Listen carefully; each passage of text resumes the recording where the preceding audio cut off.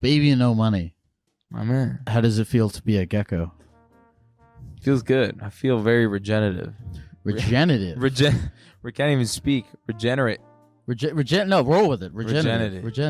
Yeah. It doesn't matter. I think that the lexicon of currently existing words should not be something that you're limited to. Because when you said regenerative just now, It made sense. I understood the feeling that you were trying to convey. Exactly. So it didn't matter whether or not it was a word. It did what words must do. I feel like people who I make a lot of mess ups when it comes to like semantics and whatnot, and all my friends rip on me because I'm sorry, like I'm the one that actually should have like a good vocabulary because I'm quote the poet. Right. But look, I didn't study English. I studied kinesiology. You study kinesiology? Yeah. Do you use your kinesiology in any way? I use it to like be healthy, but that's about it. Nothing else really. You were telling me before we started that you're trying to be more healthy in your life. I'm definitely like a relatively healthy individual. Have you always been healthy? Yeah, my mom, I was homeschooled, so my mom was like, eat your salad. And I was like, all right, I'm going to eat my salad. Do you have any tips from me on how to be healthier? Eat green. Okay. I'm not good. You're... I'm being green, but I'm not good at that. I'm so hopelessly addicted to. I've thought about going to. You ever been to like a meeting, like one of those like. I've thought about going to like one of those meeting? like an OA meeting. No, but honestly, it would be cool. I feel like it'd be cool. I feel like it would be cool because like you get to see like a lot of people opening up. And like that's the best. Yeah. Baby No Money, what has been the most persistent thought on your mind lately? There's a lot going on in my mind. I just dropped an album and it's been like stressful. I've been touring a lot. It's been stressful. Obviously on the outside through like social media's eyes, like I don't really portray like negativity online, but like Interesting. Huh? That's an interesting. Oh, interesting. Yeah. Oh my hand. So you don't portray negativity online. I try not to. What when you say negativity, are you like obviously negativity? You don't portray online negativity towards other people, but are you also trying not to portray any negativity going on within your own life? Yeah, I try not to because it's like I don't need to include like the ether, and I don't need to be negative outside. Occasionally I'll just be like so down bad, like in a hotel room, exhausted, and I'll send like a mass email to my email list and be like, hey man, I love you guys, like thanks so much for like changing my life type thing. But yeah, I try not to because I'd rather just be a positive wrecking force in people's lives than someone that they can be like, damn, he's being negative, that's no fun type thing. So when you are down bad in a hotel room, what are you upset about? It's probably just like, I mean, there was a period, I think, was it like July or August? Probably August. I think I slept like 20 hours in 2 weeks. Really? Yeah, it was rough. I was not sleeping because when you're on tour, man, like you just don't sleep very well. And I can't sleep very well on like planes. So you're like waking up, going to bed at like 1, waking up at like 3, getting on a plane. So there's no like external things going on or like persistent negative thoughts or anything like that. You're purely observing it and chalking it up to a physical thing of you're not getting enough sleep. That is probably like the precursor for me to be like, okay, like I can't trump over the other external thoughts. Okay. And the other external thoughts where maybe like, holding a career in what I have right now is difficult. And like you need to be like, quote, relevant all the time. And like you need to be the uptick of social media is very hard to keep up because in the end of the day, you're just like kind of a byproduct of your algorithm. Yeah. And, I'm just like a quote asset to a lot of people and online. And it's like, it's kind of dehumanizing in a sense where I'm just always trying to make content to keep my business going. And that's my business. Whereas like back then it would have been like, yo, you just make like music, you drop it every so often and you're good. You can just tour it. You're good. But now there's all these other like small intricacies that you have to keep up and do. And it's like sometimes very taxing. So are you like are you servicing a fear of like not being relevant? I don't care too much about not, quote, being relevant, but when I make music, I would love for it to be popular. Okay. Because it's like, I write all my music. I take pride in it. And, it would be sick. Like, full stop. It would be sick. Like, every song, if I had a massive joint, if it blew up. But unfortunately, that's just like kind of not the will in the world. And the best way to do it is to be active on all the platforms and to promote it. What at like your core, what is it that is making you feel happy and fulfilled on a day-to-day basis? Man, I've been asking myself this question a lot. So you don't have to have the perfect answer, but tell me about when you're thinking about it. What are your thoughts? What are you playing around with in your head? So I'm selling my apartment. I'm moving home with my parents. Yeah. And my sister just had a little baby. Nice. And family is pretty important in my life. I love my family a lot. My brother and sister were always like really, really good, peers to me. And I remember my brother when I went to high school, because we were all homeschooled. We went to high school for the first time. He's like, "Don't talk to anyone, man. Don't talk to anyone for the first 2 weeks. Trust me." Your brother told you not to talk to anyone? Yeah, and Why I would he did. tell you that? I don't know. He was like the cool guy in high school, so I was like, listen to him? yeah, I had to. He's my brother. He's my older brother. I mean, 5 years of age. How did that go down for you? Not talking to anyone. I'm a rapper now, so so everything something worked, I guess. The great thing about your family is that you don't. I mean, at least for most families, you do not have to make content for them to keep them. Yeah, it's great to be relevant in their Yeah, lives. Exactly. And when I'm with them, it's amazing. It's actually my little nephew's birthday today. Oh, it is. Are you doing something for him? I FaceTimed him, but he's one. He literally just turned one, so he has gastro right now with my sister, who also has gastro, and my brother-in-law, who's also throwing up too. So I don't need to do anything for them; they're already having enough. But I bought him a small little pair of baby shoes from Asics, which was nice. So you have family, doing things for your family, servicing, spending time with your family. That's the thing that makes you happy. Anything else? Any other problems? I love my job. Like, I genuinely do. Obviously, if everything was on like a parabolic slope, everyone's happy. When things are up, things are, quote, up. But sometimes it's just impossible to negate that from happening and not, seeing a decline. But that's it. Like, I actually, like, friends always ask me, like, yo, what's it like to do what you do? Sure.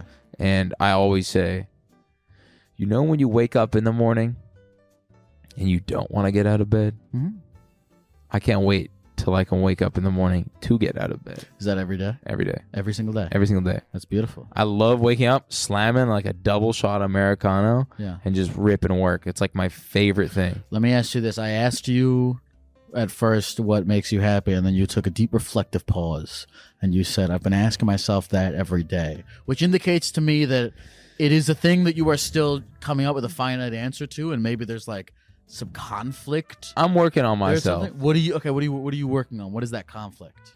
I need something that makes me happy is work. Yeah. So I've always just relied on work to make me happy. And sometimes I find myself like almost discombobulated because I don't have anything other than work sometimes. Sure, yeah. So, I've been working on it with my therapist, and we've like been talking it through and shit. And I am trying to find a hobby and an other world that I can just like put myself in. And I need to, I need to take steps back sometimes because my life has been like go. I haven't taken a break in 6 years, 7 years. What has your therapist told you? Anything that's been helpful to you? She's like, you just need to prioritize your health.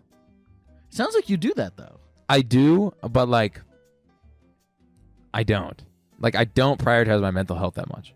Okay, so you're prioritizing physical health, but not a mental health. Yeah. Okay. I don't do a lot of like. I don't do anything but work. But the thing is it's very conflicting because work is what really, truthfully, like eternally makes me happy. So I'm always in this conflict between like if I don't work, then I'm not going to be happy, and if I work, then I'm going to be happy. Can I ask you a question? Yeah. But the pie chart of the happiness that you get from work. Yeah. How much of it is the outcome of the work versus the actual process of it? Well, yesterday I was having a bad day, and my manager was like, "Hey, are you gonna do this?" And I'm like, "Nope, I'm gonna go make music because I am having a bad day." Sure. So, and that's the process. That's the process. Yeah. And I love the art of making music, and like that's one of the core beliefs that I still have to this day. Is like that's why I make music. I don't really know. You know, it's a Venn diagram. Where it's like Venn diagram is like 3 circles, right? And then the middle.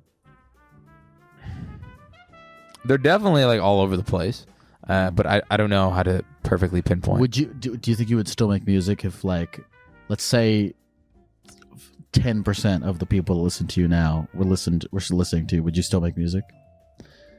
If I was unable to, like, completely 110% unable to live off of music, I don't know if I would be making music as much as I do, or like working on it. For sure. I think I would probably, like, I was working at a chiropractic clinic before like my music really took off. The kinesiology. Yeah, the kinesiology. So I wanted to be like a sports nutritionist because I believe nutrition is like everything. Yeah.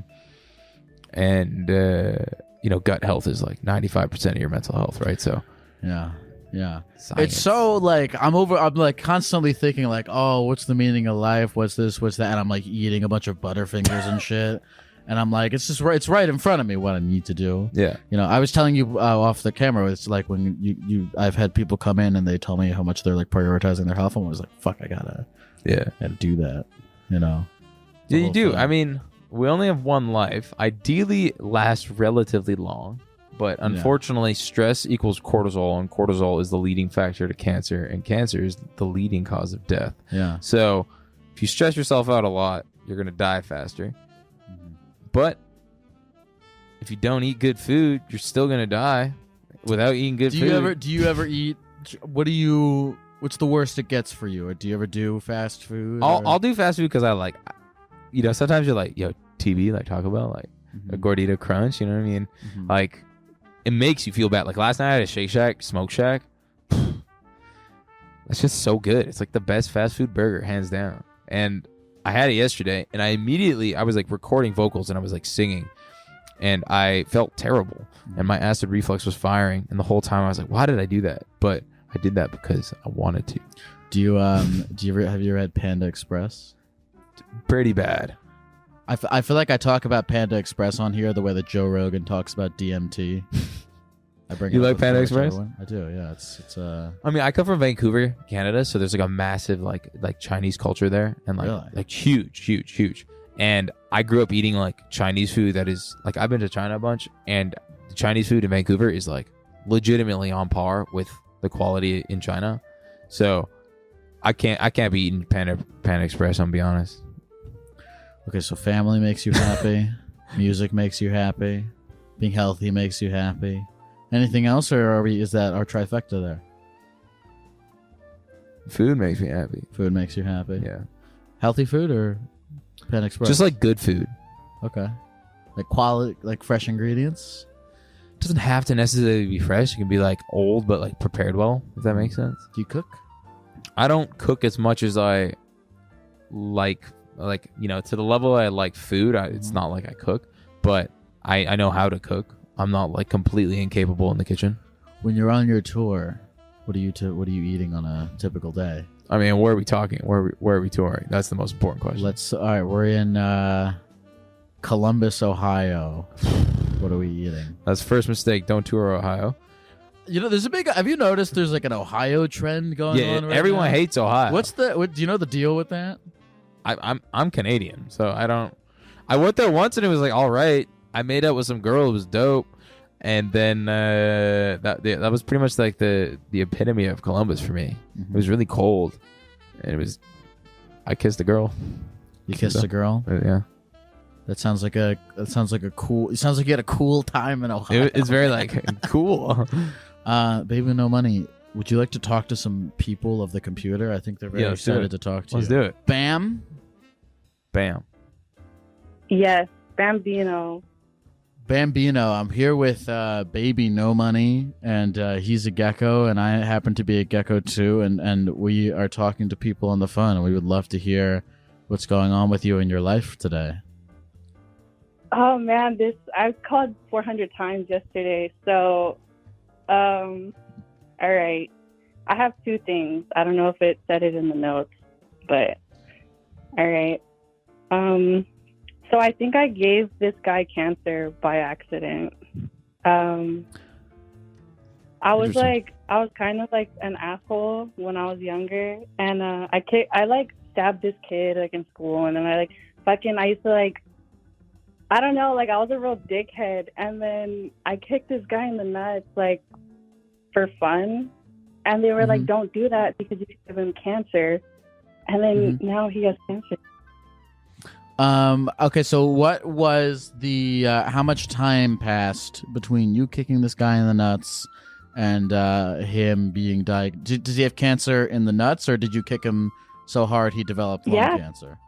What type of cancer does he have? He has all cancer. Oh, testicular cancer. How long in between you kicking him and him developing the cancer? I think I was in like 6th grade. So I'm 24. We're like both 24 now. So it's 6th grade in America is like 12 years. Yeah. So it's been he was just recently diagnosed with testicular cancer. Yeah. Well, no, it's been like a year, but I see the post on Facebook. But a significant amount of time has passed. Over 10 years have passed between you kicking him in the nuts and him developing testicular cancer. What do they teach you about this in kinesiology school? Well, from my understanding, blunt trauma force to a testicular pubic region has no relevancy towards, potential growth of cancer cells. Although, if the damage was so traumatic, cancer cells just grow over time. So essentially, what might have happened is she might have like passed off some of the like first little cancer cells, and then it passed off to more cells. Gave him a little bit. She kind of gave the initial cancer cells. It's kind of like a lily pad with like a gecko. You know what I mean? Yeah. So hypothetically, there might be a little bit of an inference of like increased speed of the generation of cancer in the testicular region here, but I don't think you gave him cancer. And that is my final answer, and I will lock it in as a science professional. I also feel like you probably didn't give him cancer, Bam. When's the last time you spoke with this guy? I haven't spoke to him in years. I'm like, it's hard because I feel like, what if I kicked off not a pun, but like, what if I like set off his cancer, and then if I wouldn't have never kicked him, like he would have just never had cancer. Have you ever thought about reaching out to him and having like a constructive conversation? I was thinking that too. Yeah.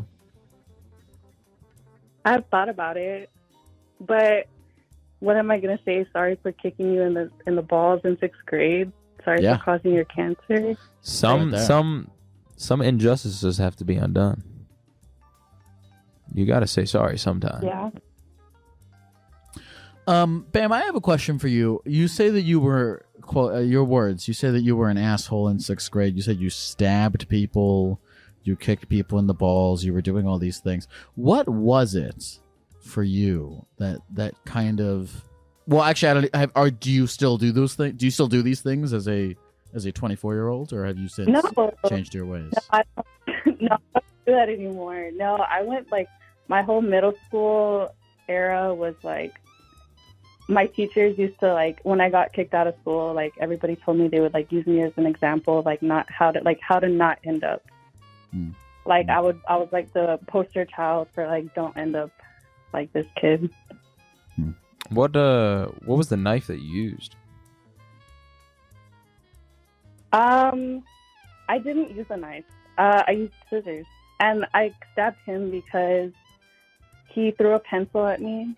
And it just set me off, and I stabbed him. So he instigated it. That's what you're saying. And is it the same time you delivered the blow to the pubic region? Yes, correct. Wait, it was at the same time? So you did a 1-2 stab kick in the nuts? No. Same damn time. Was it the same guy, or was it a different guy? Because if it's a different guy, that's like an action movie. No. It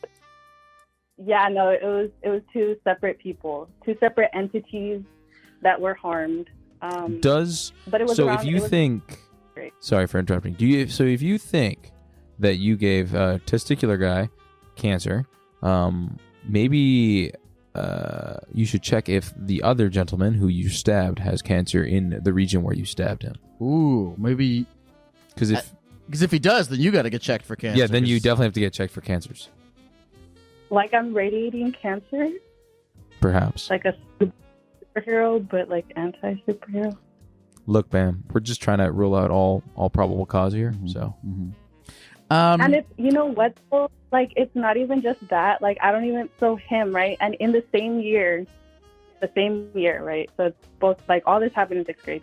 There was this kid in my class. Okay, so my teacher didn't like me. Like, me and her, like, had beef. We had, like, crazy beef. And she would always tell the class, like, Bam's a demon child. She's the devil. So I hated this bitch, right? Like, I actually beat up her kid because of how much I hated her. Wow. I wondered why she didn't like you. Fair enough. I don't know either. I was really chill. Like, everybody, like, I wasn't, nobody in my grade. Listen, Bam, listen, this is all in the past, and I'm not concerned with the past. And I just want to know from you, around what point in your life did you start to turn things around? After that. Like, after, like 8th grade, I think. Chill. Okay. Have you done anything since then, you feel, to repent for your past behavior? Yeah. Yeah, I like, And what may some of those actions be? Last year I made homeless people, like, baggies, like, with blankets and food and stuff, and I went around giving them out. Good for you. That's nice. Okay, one quick thing, though. Like, so in the same year, that teacher that I told you that I didn't like, there was this kid. I put hand sanitizer. She was pregnant, and I put hand sanitizer in her water so she would drink it, and like whatever. Well, when was this? This was like the same year, like 6th grade. And how many baskets for the homeless did you make exactly? How many baskets did you make? You might have a few more to make. I made 32. Okay. 33 was the number I was looking for, but we'll make do. Listen, Bam. You know, I'm glad to hear that you are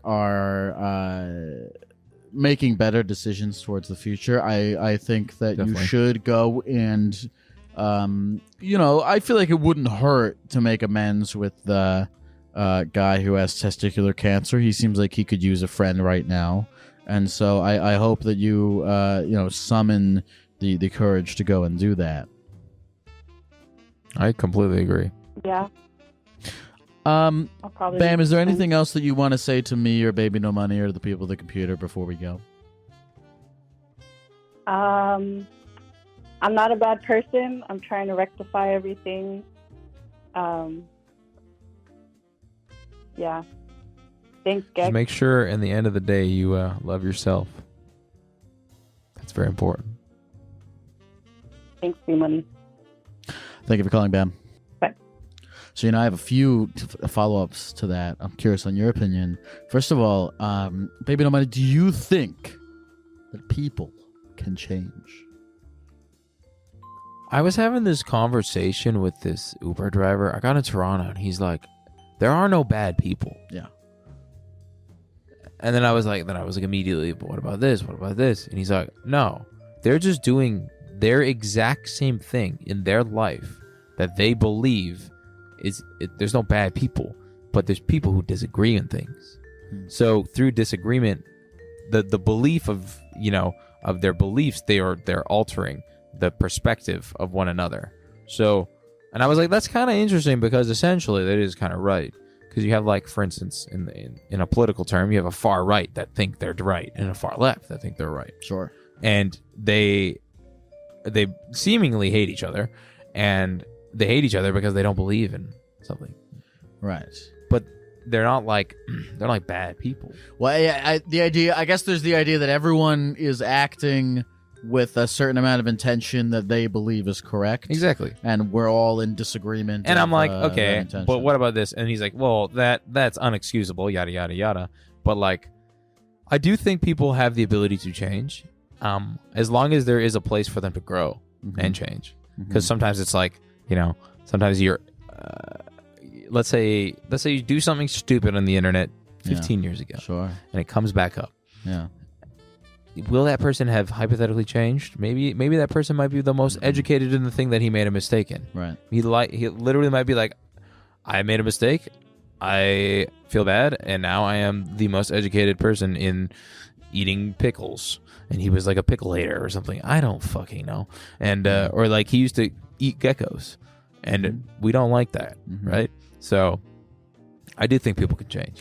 I agree with that. I think you can't throw away someone just because in the past, maybe they made mistakes, like stabbing someone with a pair of scissors. Perhaps there were good intentions to the mistakes. Perhaps the hand sanitizer that Bam put in her teacher's coffee was like peach scented, and she thought to herself, maybe I put this in my teacher's coffee for flavor. And then she realizes that the thing missing from her life was this hand sanitizer coffee concoction, and actually makes her life better. Could happen.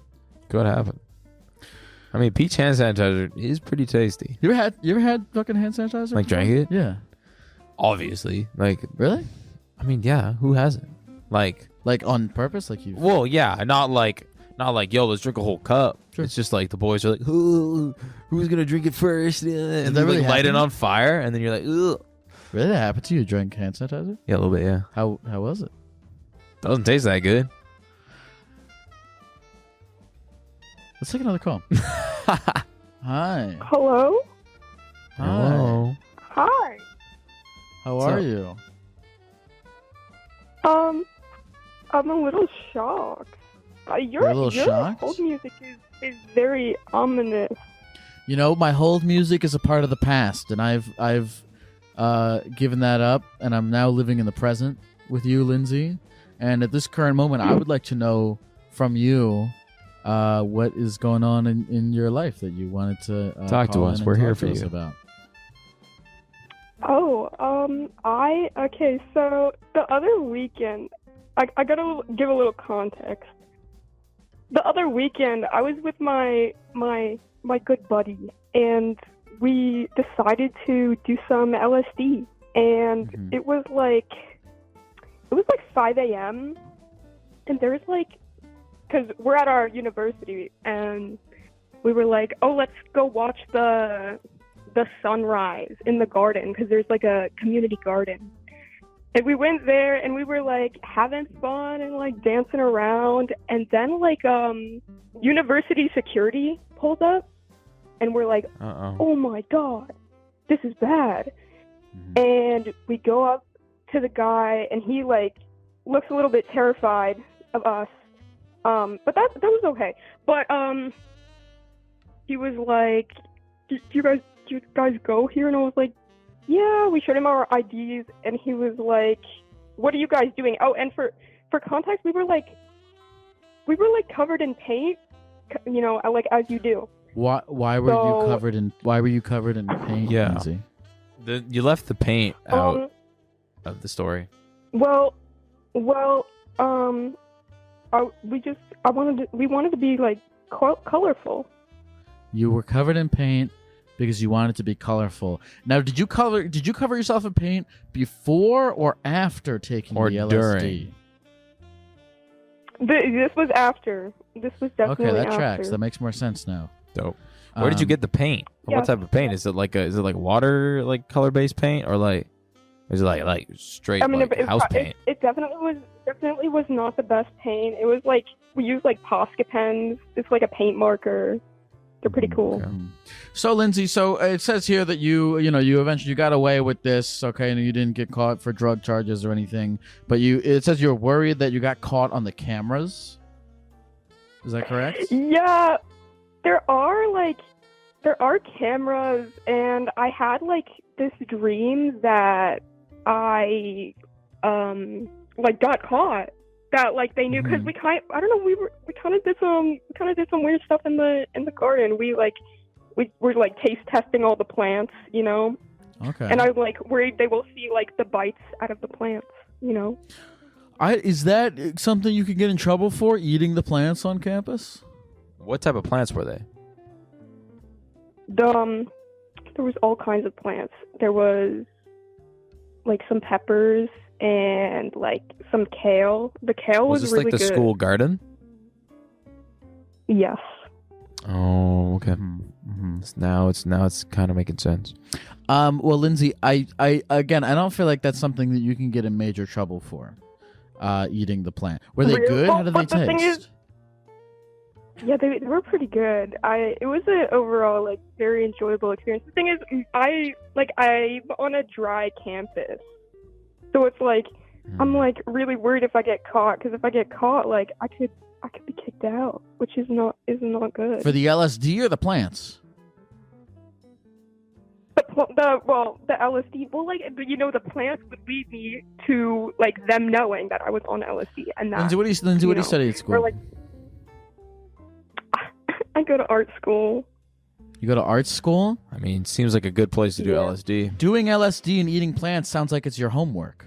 Yeah. I mean, I don't really like dry kale that much. Kale's kind of not the best dry, but a pepper is pretty good. I'll take a pepper. But did this security guard say anything to you in like explicitly being upset with you, or was he more like, "Why are you guys here?" And what time of day was it? It was 5 a.m. Oh. Yeah. Well, we were like. Lindsay, let me tell you sorry. this. Let me ask you. Why are you in art school? Why am I in art school? Yeah, why are you in art school? Because I love art, and there's art all around us, and there is. It's pretty beautiful.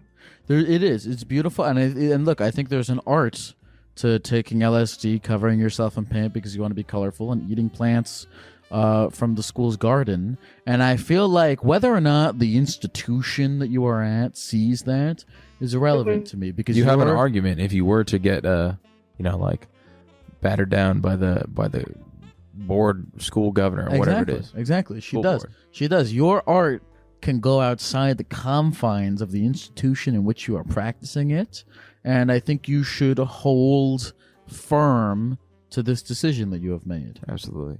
Not that I think anybody is ever looking at the things going on the cameras. I think those people are asleep. Definitely. Especially at 5 in the morning, I think you have nothing to worry about. They hypothetically could look back at the thingies, but when did this happen? Was it this weekend? This was this weekend. And you haven't gotten a call yet or an email?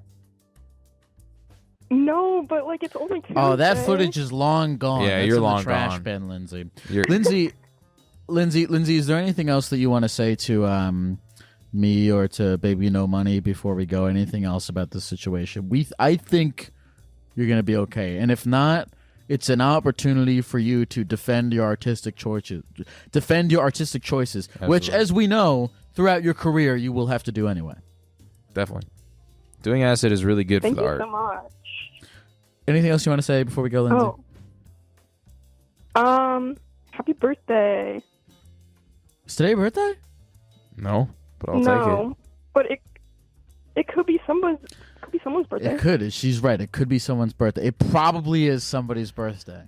And to them, no, it's my little nephew's birthday today. Oh yes, it is your little nephew's birthday. It is my little nephew's birthday. Leo, happy birthday. Happy birthday, Leo. Thank you for calling, Lindsay. Good luck, Lindsay.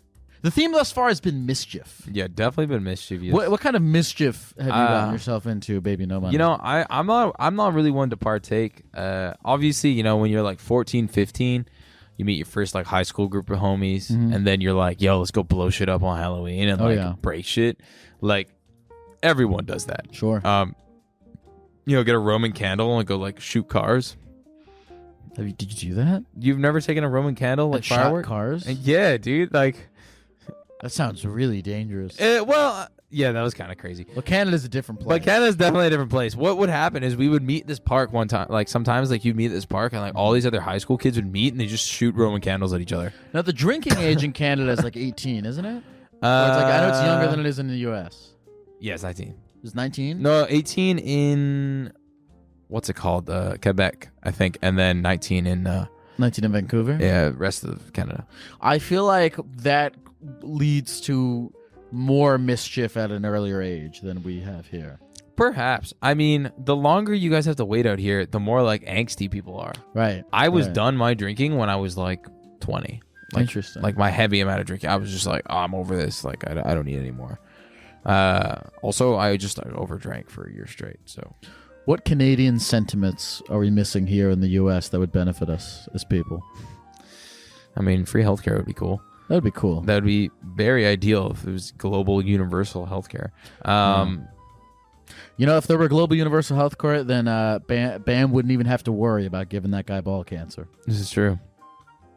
Yeah, it's so fascinating. I remember, before I had one of my like really good friends, he was like, "Yo, like I broke my arm. I don't have money to like pay for the hospital." I'm like, yeah. That's insane. Like conceptually in my brain, I was born and raised into like, yo, if something's wrong, just go to the hospital. Yeah. And out here, it's not at all the case. No. And I remember I just like gave him money to go fix his arm. And he was just like, how can I repay you? I was just like, work for me for a bit. Like, I don't care. Like, whatever. But it was just it's so interesting, dude. It's like, how is this not the case? Like, it's like, I mean, obviously there's like years of political conversation that could go on about this. And like, there's no reason to talk about it right now, but America. My healthcare plan is to not get sick. It's a pretty good one. You know how to do that really well? How do you do that really well? Eat healthy. Eat healthy? God but damn. not like too healthy to a point where you're like, because there is the benefit of, remember when your like mom or your parents would let you like just go play in dirt? Yeah. You know why they did that? To build your immune system? Exactly. Oh, I thought it was because they just didn't care about you. Yeah. No, it's to build your immune system and to like get down and dirty with things. And like if you're too clean and too healthy all the time, you're just like way more prominent to get sick all the time. The like 9 out of 10 doctors recommend this, and there's the one that doesn't. I got to find the one doctor that is okay with me having Panda Express as a regular part of my health. What's your favorite thing from it? Let's see. I'm a big fan of the honey walnut shrimp. Okay, dude, everyone is. I don't really like shrimp all that much, but they have like a ginger beef, right? I think so. Yeah, I think that was pretty good. Next time anyone goes to Panda Express and they're going to get the honey walnut shrimp, make sure you use the code Gecko for... Really? No. Oh. I remember I got COVID super bad in October last year, and I was in a hotel room for like, 10 days, 11 days. The first thing I did, I was like, you know what? I'm going to go get some Chinese food. I got Panda Express, and that was the first meal that I had that wasn't like directly stepped to my door, and I was so disappointed. Really? I was like, damn it, why did I choose this place? Good. But now I know. This is good. We're giving them too much free advertising, and I need you to balance it out with talking about how they suck. Yeah.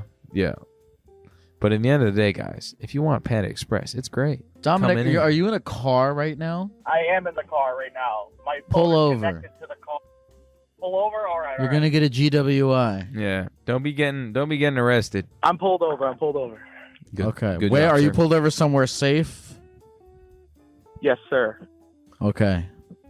Because you were in New Hampshire, and as we discussed, there is no free health care in America.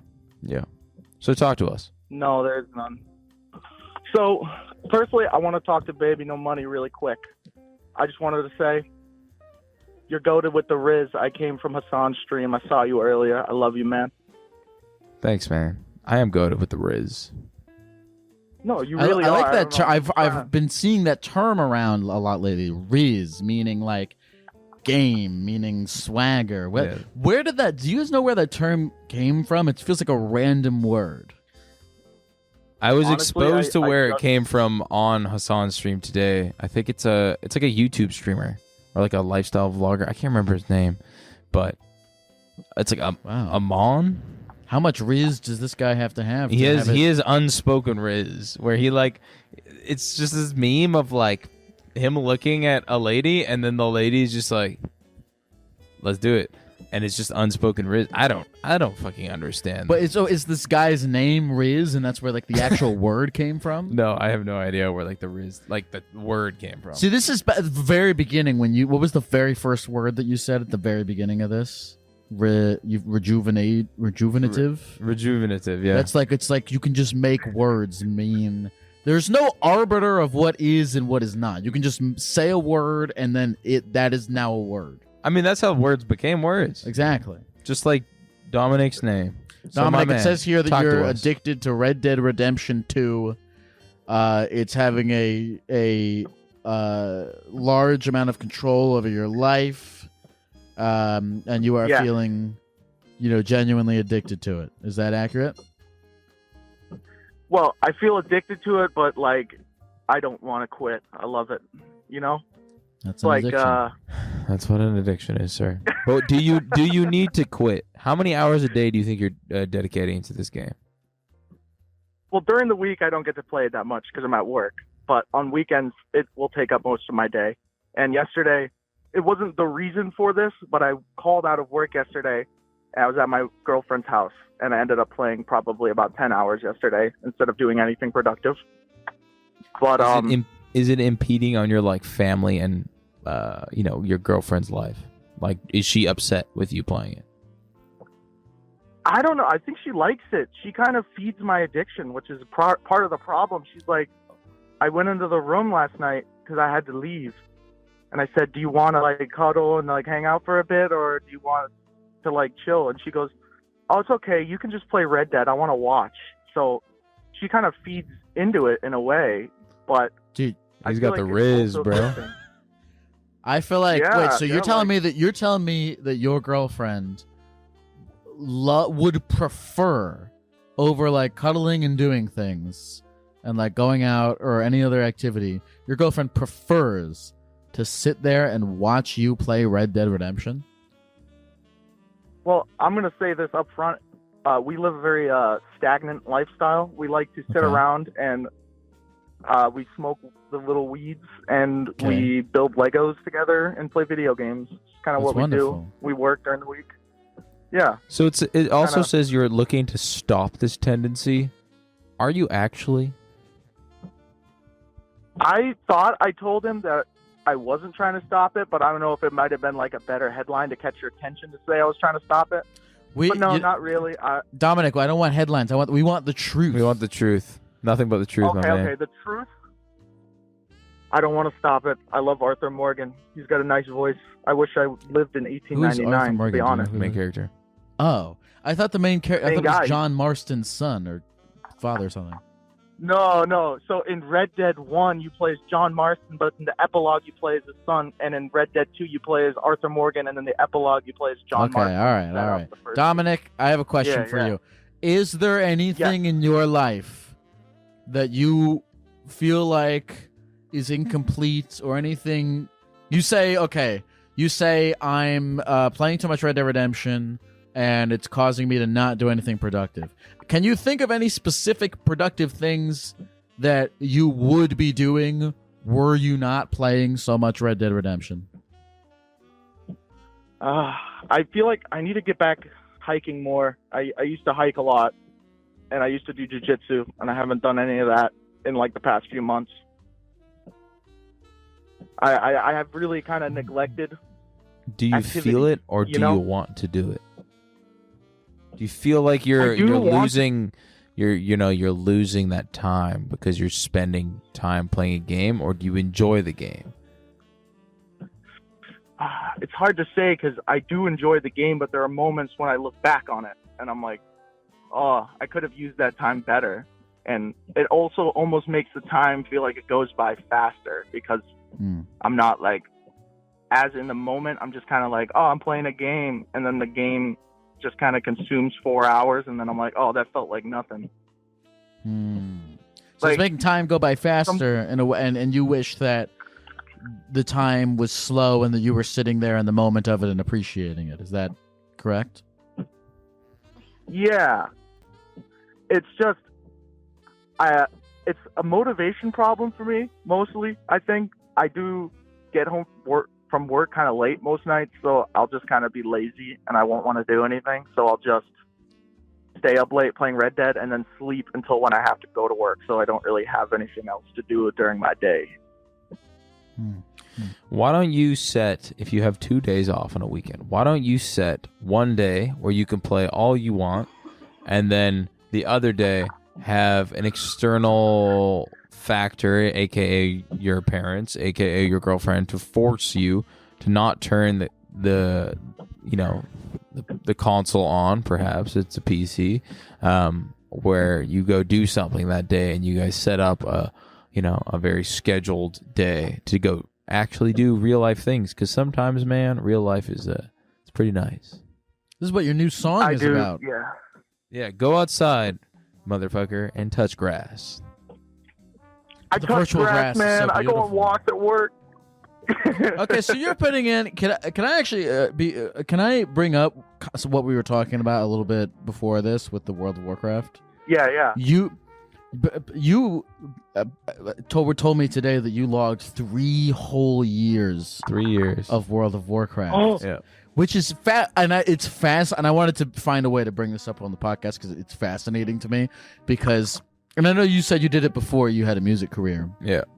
But it's fascinating to me because you have toured all over the world. You've had all these like beautiful, rich life experiences, relationships, friendships. You are living a real human being life, and yet in all of that, still made time for 3 years of World of Warcraft. I find that fascinating. Yeah, I mean, dude, I just love the game. I would. That's all I would do. And so, if you can do that, I think Dominic, how many hours do you think you logged on RDR2? Oh, I don't know. I don't think it's that much because it's more of a recent thing. I go into like waves. Like my most played game is probably Destiny 2 and Destiny 1. I have like 4 weeks logged in each. Okay. It's not bad. So I think there is you did spend that time. That time is gone. But Dominic, you're 20. You have many more years to fit in hikes, outdoor relaxation, all the things that you feel as though you are giving up to play the game. Yeah. I think it's interesting layer to it as well. Oh, sorry. You know, if it's no, sorry, my bad. If you are worried about it, like, having a negative note on your life, then, your feelings are valid, man. So the ways to do it is you got to take actions on how to not make it feel like that, and, compensate. And it's like same thing. It's like holding a relationship with your girlfriend. It's like you're not gonna like everything that she does, so you got to give up something so that it makes it easier for some of her tendencies. So you just got to take 1 day off, man. That's all you got to do. 1 day off. Dominic, anything else you want to say to me or Baby No Money or the people at the computer before we go? Well, I love you all, and I want everyone to be happy and have a great day. And Lyle, you're the best, Baby No Money. Go to with the Riz. Love you both. Have a great night, guys. Thank you, Dominic. Appreciate you. Thanks, sir. Drive safe.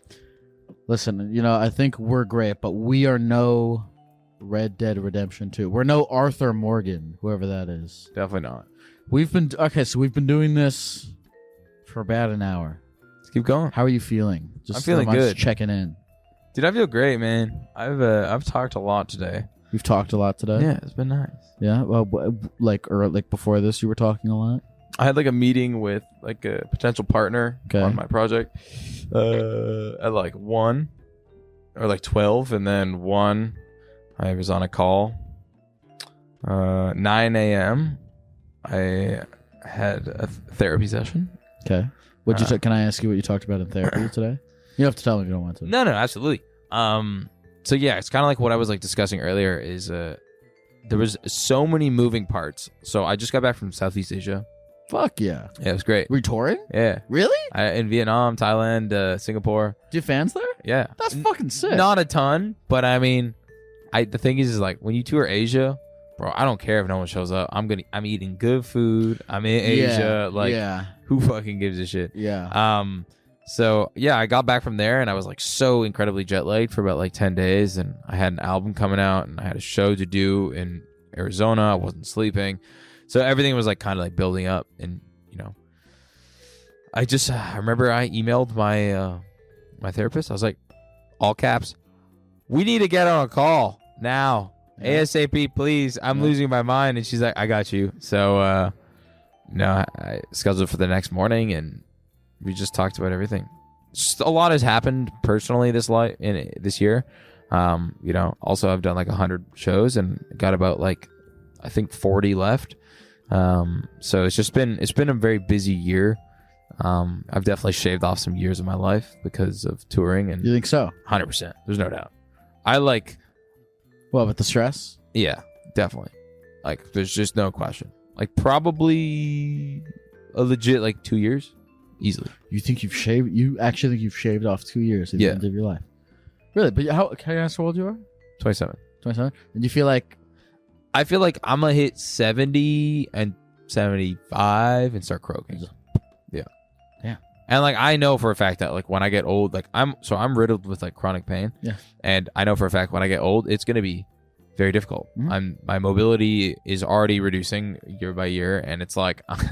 It's going to be an interesting elderly life. And when I get old, I'm just like, I've been watching my parents take care of their parents this year, and it's been very difficult. And like, in the side of the personal side that I could talk on this part is like, I grew up in a family that was very loving, and this is the first time I've ever experienced my parents not loving us, but like just not happy. And I can feel that. It like the vibrato hits me. You know what I mean? Like, and if I was not past my developmental phase of my emotional like stability and mental health, like I would be traumatized. And I know that now. And it's crazy because like, my sister and I were sitting at home and like my parents were just like bickering at each other.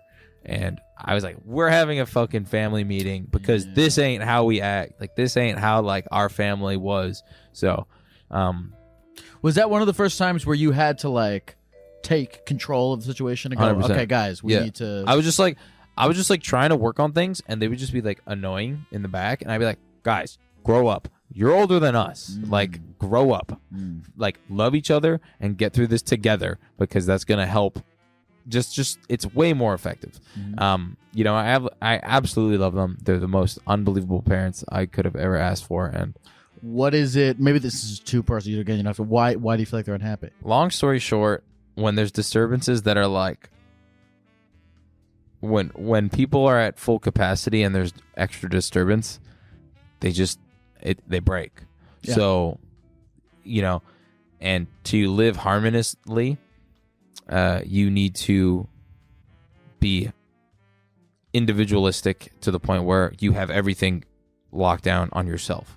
And when things, like when there's turbulence, like you can't. So, reflections on other people happen, and, other people get upset at each other. And I experienced, being at capacity probably this whole year. I was just literally at capacity. I feel like you're at capacity. Several times this year. There's several times where like something extra would happen when I would be on tour, and I would look at my phone and just start shaking. And I'd be like, I've never experienced that type of stress, and it's not anxiety, but it's just like overwhelmingness. And like it's very interesting because like I would be like, oh my god, I'm at breaking point. Yeah. And I don't think it's very healthy to be even remotely close to that ever. But at sometimes it happens, and sometimes it's like, what do you do when you're at breaking point to I turn my phone off and breathe, because that's whatever I usually say that to everyone who is having a panic attack, and that's all you can do, man. Nothing matters in the end of the day. Call me a nihilist, but like nothing does matter unless it's your family. So it's just been like it's a cool year because it's definitely only up from here. you know? And I know that. I like deep down, I'm like, I know exactly where I'm going after this, and it's only going to be really easy. It's only going to be easier? Yeah, 100%. So why do you feel like it's only going to be easier? Because this year's been hell. And I just can't see it ever getting worse. Like, this year It's was been hell because... But, I mean, this is an interesting thing to me because you're at capacity because so many things are happening for you. You're going on giant world tours. You said you did 100 shows this year. And so many things are happening that are great. You love working.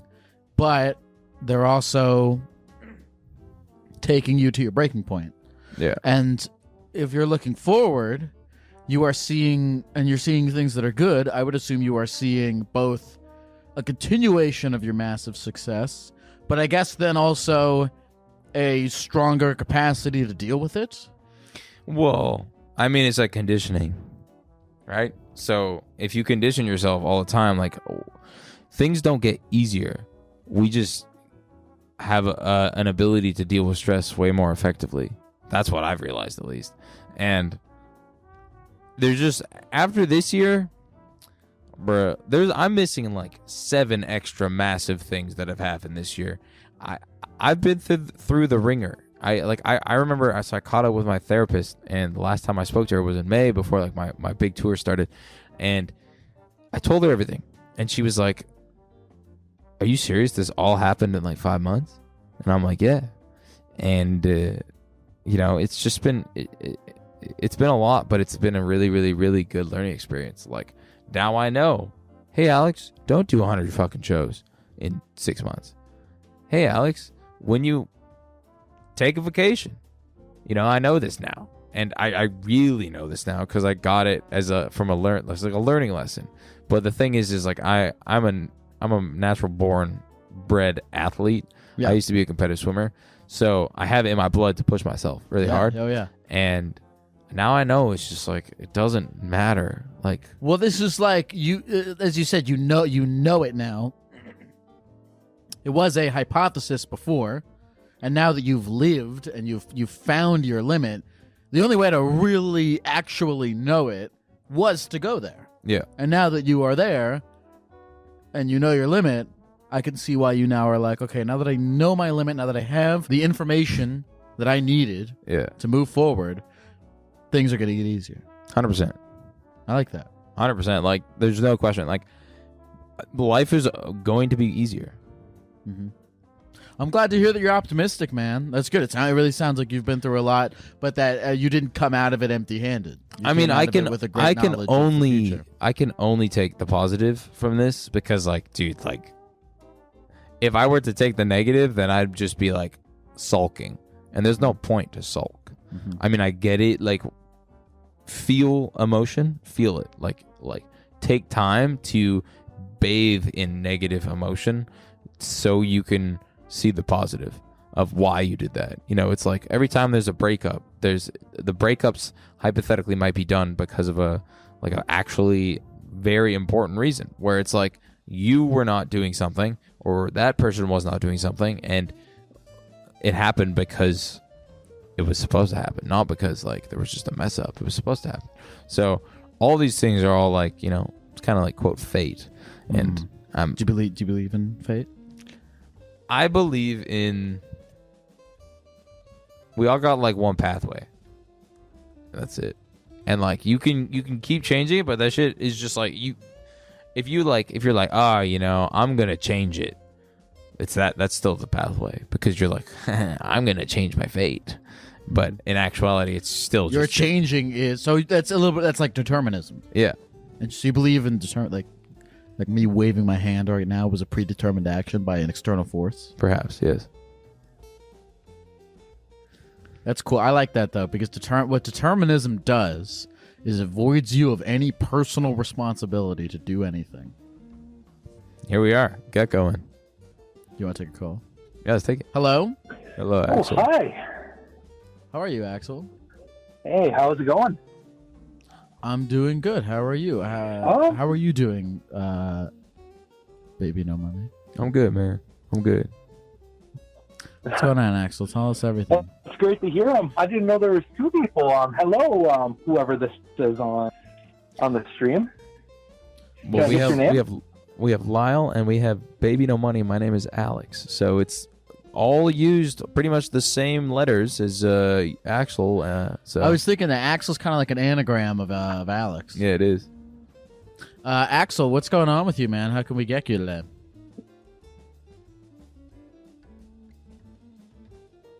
So, excuse me. I've been working at a strip club as a DJ for about 2 months now. And I'm noticing some changes in myself. So one of the changes I'm noticing is I used to be like extremely nervous around girls.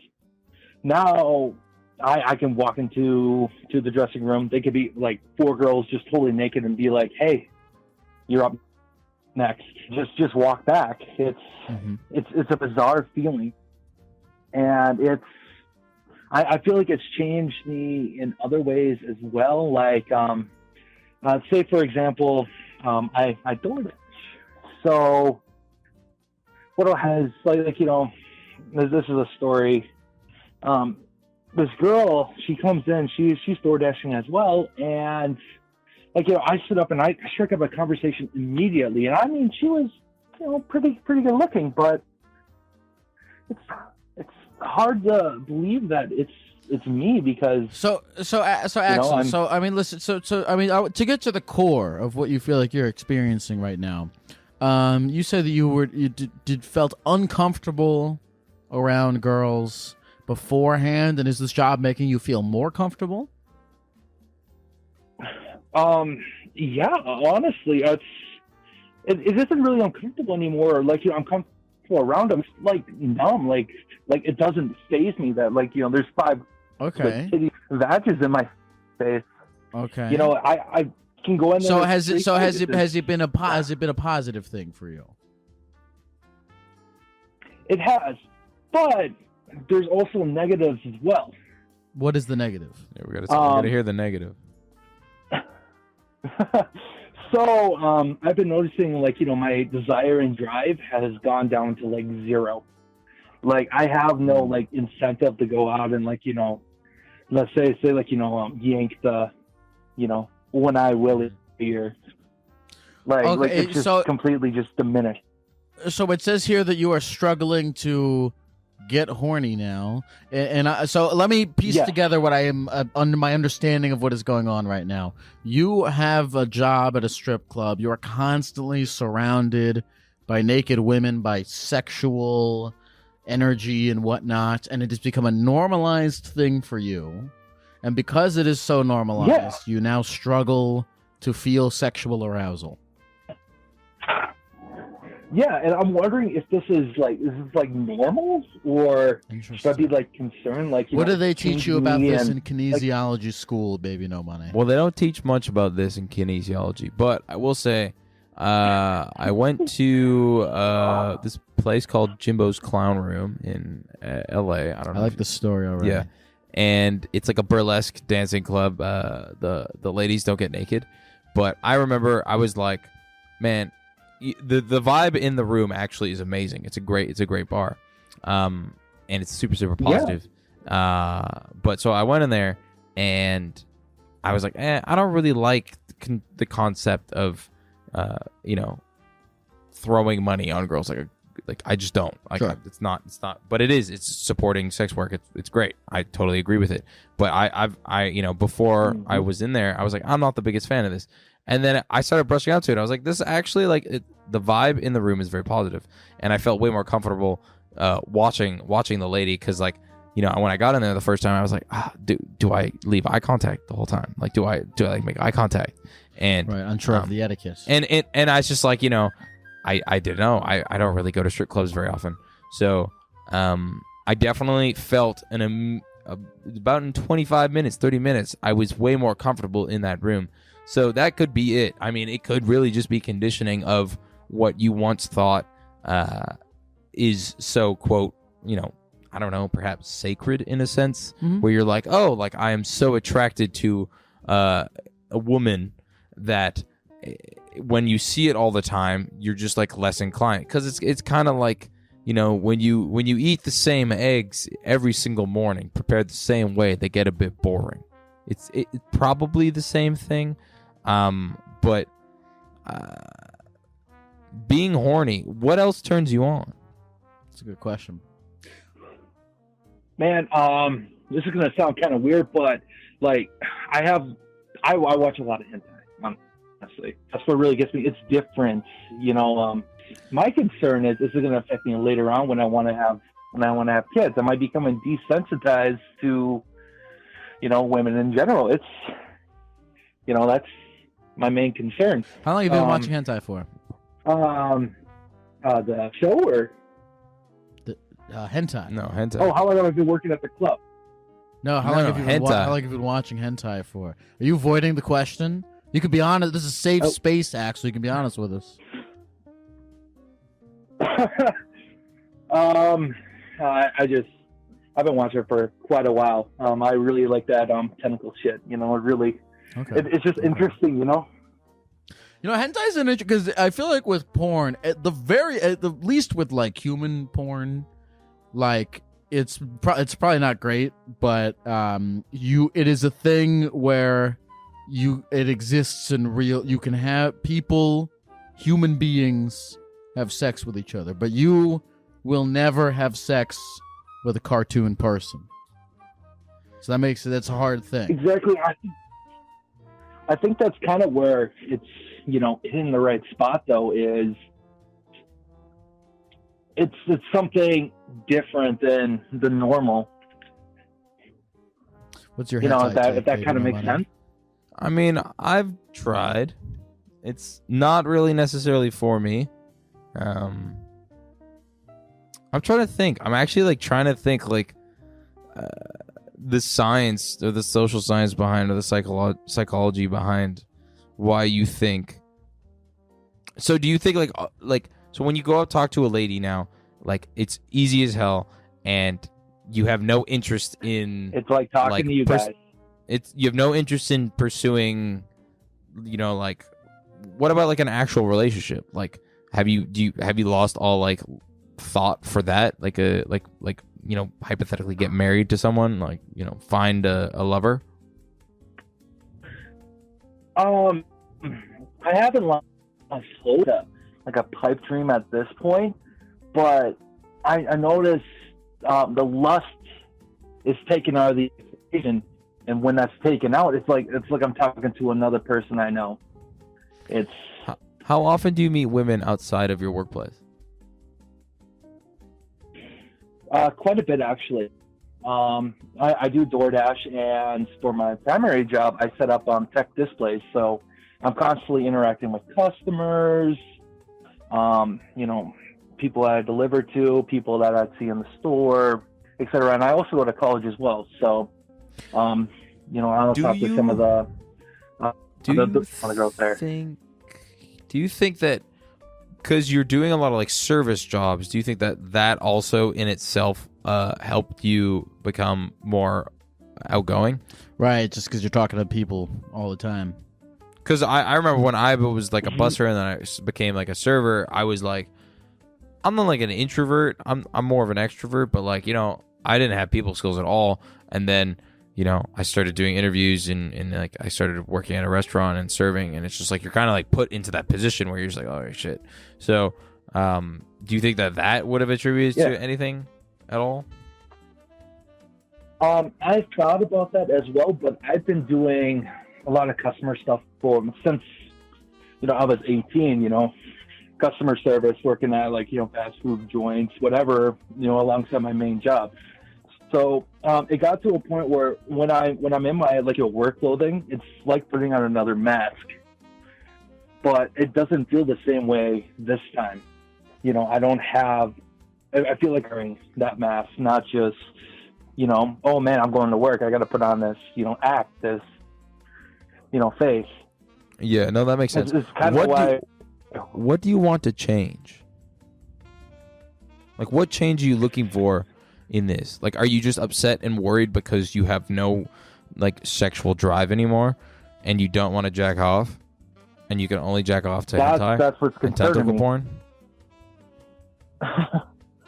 It kind of, yeah, honestly, it's, you know, I don't want this to kind of ruin my future because, like, you know, when I do, if I do end up, like, you know, landing a very good girl, you know, sweet, you know, the whole 9 yards, You will. you know, and she wants to have kids, well, you know, that desire is kind of taken away, and You don't want to have to Yeah, buy I a really very don't want expensive octopus suit for her to put on. exactly, that'd be hot as hell. Mm-hmm. I understand.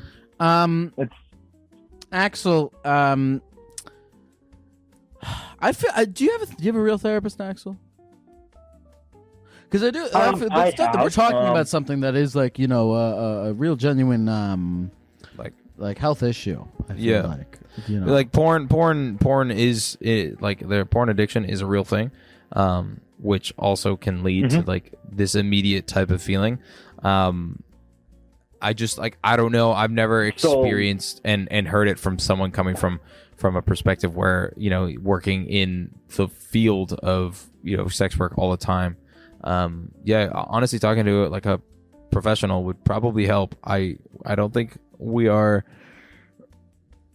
This one's out of my suit. I will. I'm a gecko. So. Axel, Yep. but well, listen, Axel. yeah, go on. I think do your best. Do your best to put yourself. It sounds like this has been a net positive for you. It's putting you out in a position where you're able to go and talk to other human beings and build your social skills. We're talking about like 3 different things here. I feel like this is why it's getting all jumbled Yep. here. You have a porn addiction, and that is a thing that has nothing to do with your job. Okay, the job sounds like it's been a healthy, positive thing for you, and the porn addiction seems like something you need to work on. But it sounds like you're on an upward trajectory here, Axel, and I hope that you continue to that trajectory. And I don't think you're doomed. I think you'll be able to get over all this stuff, and I think that you'll be able to use your confidence to eventually find a person that you can settle down with and live a happy life. Axel, is there anything else you want to say to me or Baby No Money or the people at the computer before we go? I wanna thank you guys. That's actually what I wanted to hear because like that kind of took down the worry I had that like it's changing because I thought I was changing for the worse. You know, I was thinking worst case That sounds scenario. like it's So been a that positive thing I for really you. touched. No. Man, it's definitely positive. And also, when there are things that there are negatives. There you got to look at them in the positive because like now you're more confident. But now you got to figure out the next play. Thank you for calling, Axel. Yeah, not a problem. Thank you. You know, the very first porn, I've probably said this on here, the first porn that I ever watched was when I was first getting into porn was hentai. And look at me now. Look at me now. You was a gecko porn. Do you ever watch hentai? I definitely had like a couple sessions, but I'm not like I look it up, save it type thing. Cause it's like you gotta try everything. You know, it's like why not? It's kind of like heavy sometimes. Heavy. Yeah, you Heavy know? in what way? Just like it's just like heavy. I don't know how to describe it. You know what I mean? You must know what I mean. It's like heavy. I mean, yeah, it's intense. It's heavy. You know, it's Marge Simpson and Peter Griffin. You know, The best of the like the. Do you like hentai that's based off of currently existing IP, or do you like people who are creating naked folks out of thin air? I don't know if I watch enough hentai to give a justifiable answer there, but I mean, the Marge Simpson and like Homer Simpson shit is like funny because it's so like, it's like okay, well that shouldn't be happening because that just shouldn't be happening, and then it's always such a janky like animation. That's part of it. The fact that it shouldn't be happening. Porn, it's all about fantasy. Yeah. Do you I feel like you don't watch porn? I don't watch porn that much. No. Okay. I don't really like. I mean, if I got a nut, like I'll just be like, okay, like I'm gonna just send it. What is it? What do you mean by that? Like I'll just jack off, like without like watching porn. What do you think about when you're jacking off without watching porn? Like I don't know, past experiences. Okay. Yeah. Is there a past experience in particular that you think about? You don't have to share that if you don't want to, but I'm mildly curious.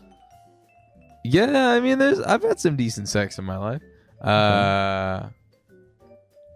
You know, you really do. You played 3 years of World of Warcraft, and you still got to have sex and travel the world. You're doing I pretty did not good. have sex until I like stopped playing WoW, pretty much. Really? Yeah. You were a virgin until you stopped playing WoW? I lost my V card when I was like 17. Nice. So, no, I was still playing WoW. I was definitely still playing WoW. I remember. Yeah, I told Hassan was like, "When'd you lose your virginity?" Blah blah blah. And I was telling him, I lost my virginity. Or no, I lost my virginity. Then 500 days later, I had sex with this girl off Tumblr, and I nutted like immediately, like literally immediately, and went round two and nutted immediately again. And then I got super awkward because I was like, I don't know what's happening. I feel so embarrassed. And then she just like left, and I played WoW. You know, there are people who are actually they have met their significant others on World of Warcraft. Oh yeah, it's nuts. It's sick. World of Warcraft is the best game ever made. Do you want to take another call? Let's do it. Hello? Tay. Hi. Hello. Hi. Oh my god, I can't believe this. What's What's going on, up? Tay? How How's are you? life, man? I am fantastic now. I can't believe I actually got in. Wow. Well, you did. Tay, how can we get you today? What's going on? Well, I told this call screener that I've had issues with saving money and I keep spending it like ridiculously. Like I don't make a whole lot of money to begin with. And I have a very amazing partner that helps me with bills and stuff, but I just wanted to see if you guys had any advice on how to like get over that. I want financial advice from the man with the $sign in his name. I definitely can give you that. I am a very frugal individual. I believe in saving money, and my dad kind of raised me on that principle. But rule number 1, 70-30 principle. Save 70% of your money. Spend below. Literally do whatever you want with that 30%. Because the principle of your money needs to increase every time you make a paycheck. If you don't make more money and you don't save money off that paycheck, you are doing something fundamentally wrong. Obviously, there are implications that you may go through in your life, and shit might hit the fan and you might lose all your money. But as long as you're doing 70-30, I promise you, like financial, like quote, security, and will take so much stress off your back, and it won't be a burden. And that I used to do that before, I became a little bit more successful. And I paid for my education. I started working when I was like 12 years old. So, and I paid for my education before rapper money, I guess. But I do truthfully believe the 70-30 is great. Obviously, if there's other precursors that you kind of have to spend your money to like live, and it costs more to rent, then just try negotiating that number down and finding a perfect medium. But that was one principle my dad always taught me. So How do you feel about that, Tay, the 70-30 principle? That does make a lot of sense. I've actually never heard that before. Well, this is what happened when you get gecked. What are you spending your money on? It says here Uber Eats and clothes. Is there any other things that your wallet is particularly a victim to? I think it's it's like a lot of random stuff. Usually, like when I go shopping, I get kind of like overwhelmed with all like the stuff that I see. I'm like, oh my gosh, I want that. Like it looks so cool. Like, I got another one for you. Yeah. There's a want and need principle. Do you actually need those things to live, or do you just want it? Yeah. And then I struggle with also, that a lot too.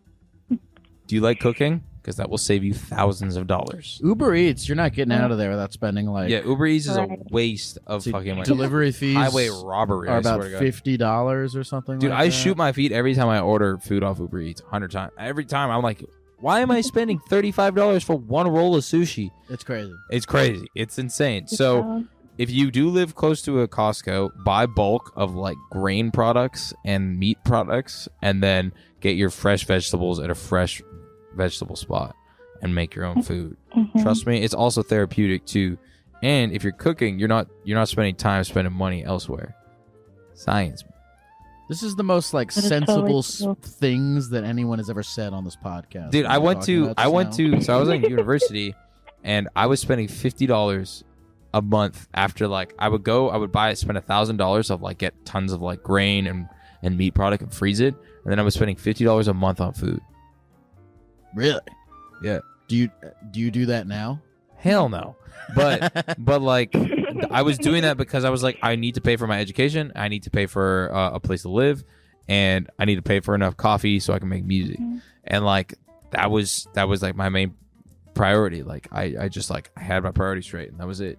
So I was eating spinach, quinoa, and meat. That was it. And sriracha, pretty much. Coleslaw. How does that diet sound to you, Tay? Is it? I know maybe it doesn't sound as delicious as Uber Eats, but definitely more cost efficient. Yeah, I also have kind of a weird eating disorder, like certain textures and stuff, and I'm very picky with things. And but yeah, I really that's awesome advice coming from some people, like the two people that I love the most. Wow. I love you too. But yeah, it's definitely like that. Thank you. Wow. But yeah, that's totally solid advice. I got that advice before, like, oh yeah, just don't spend money on Uber Eats, and that's not really, they don't really back it up. They just say don't do it.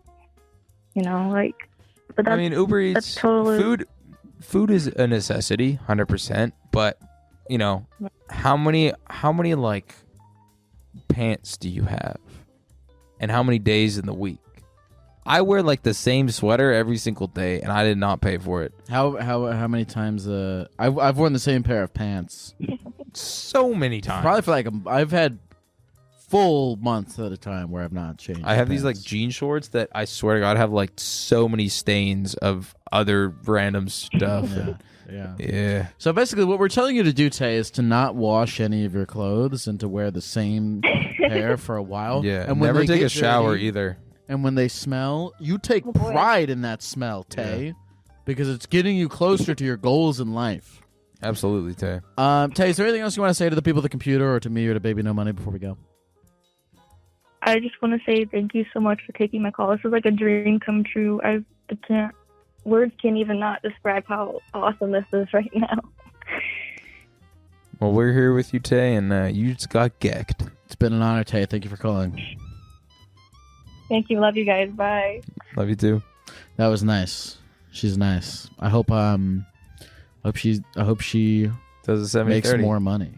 Yeah, I hope for real. somebody comes up to her on the street and is like, "You look like You make money. You need money," and gives her $1 million. That would be the fine. IRS doesn't find out about it, so she gets to keep all million of those dollars. If a random person on the street gives you $1 million, do you have to pay taxes on that, or it's a gift? Well, it depends on how they're going to give it to you.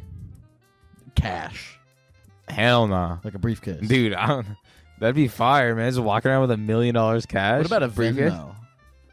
Venmo only goes up to like $5,000, I think. Yeah, I think you'd probably have to pay tax on that. Mm-hmm. Do you pay a lot of taxes, Baby No Money? I don't like tax. No, Canadian tax is expensive. You know, I've been saying Expensive. this a bunch, and it's really hacky, but you know, most rappers, their whole thing is like how much money they have, but your whole thing is having no money, baby, no money. Yeah. Was that an intentional iconoclastic thing that you're doing? Well, I still have no money. I personally have like nothing. It's all in my corporate account. So I don't own it. Who owns the corporate account? I guess I do, but I don't like have it. If that makes sense. Because if I pull it out, I get taxed like 56% on it. If I pull all of it out, and then it's just like, bro, why would I do that? So it's all in the corporation. It's all in the corporation. Okay, I like that. It's fun. It's funny to have a corporation.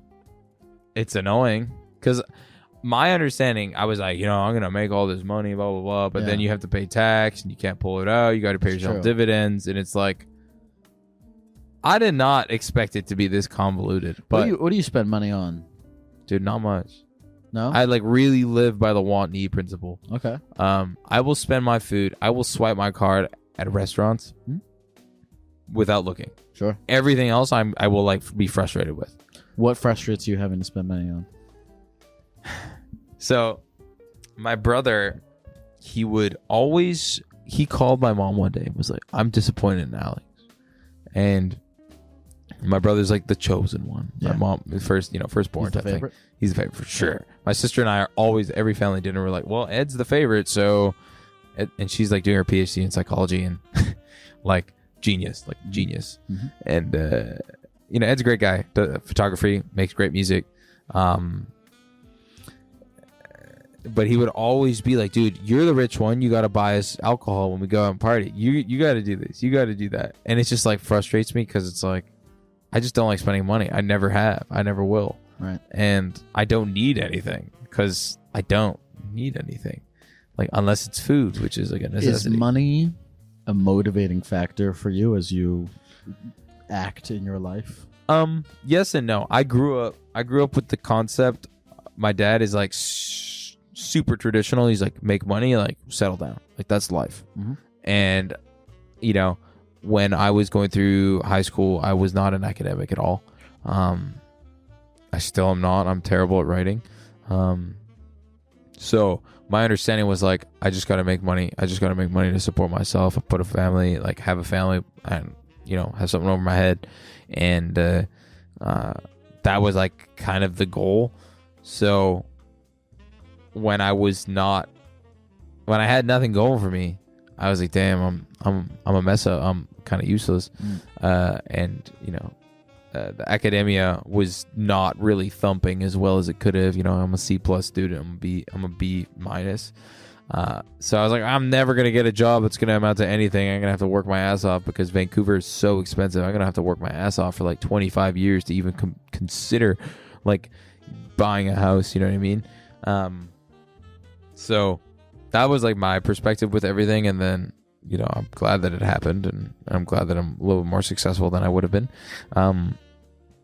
You don't have any like fuck you money kind of like things that you like. Nothing. There's no luxury thing that if you had unlimited money, let's say, you would ball out on. Unlimited. Yeah. Like infinity. Let's say I'll give you $1 billion. Let's say you have $1 billion. So much money. I put like 900 million in the bank. Okay. No, I put 999 million. Okay, what would you do with the $1 million? With $1 million, I would buy myself a jet ski. Okay. Buy myself like one of the most expensive like espresso machines. Okay. I've always had this dream of building a house that is self-modulating. Mm-hmm. So every day I wake up, it's a different house.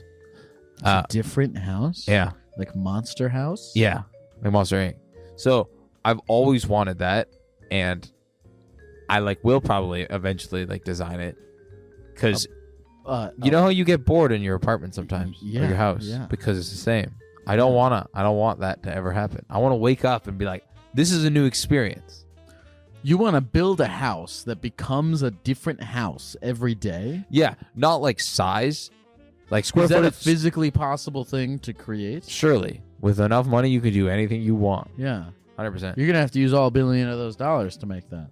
You're gonna have to no. You don't need $1 billion. Engineering. No, you don't need research and engineering. You just need to run like an algorithm that like random number generates like different possibilities of how, like, we don't need to like that tray can just be over here in the morning, and then the next day How would it it's over there. How would it get there? Well, everything's like on stilts. and like on like a track. Everything's on stilts. So you telling me that I would wake up in the morning and my tray would don spider legs and crawl across? That would be terrifying. Well, no, it's just like on like a track. It's on like a, so everything's like. So it would be like okay, you pull a book from the bookshelf at a library and it make like shifts around the room and stuff and everything is on it. So it'd be like that. Yeah. But the track is finite. It can only go. So then now my tray can only go from there to there and then back. Right? Definitely no. It's not finite. Okay. It's everywhere. I'm sure it's me. I'm sure I am too stupid to understand what it is. But I want to. Can I come when you make it? I want to 100%. All right, sick. You're the first. I want to be invite. proven wrong. We can do the next therapy session in it. Well, this is. I mean, right now we're at the fish, right? And if I really wanted to, I could put us in the sky. I could put us in the forest. So this is kind of like a version of that. Let's see what's going on in the queue. I like fish. This guy has been on hold for an hour and a half. I don't know what the fuck this means, and I think there's only one way to find out.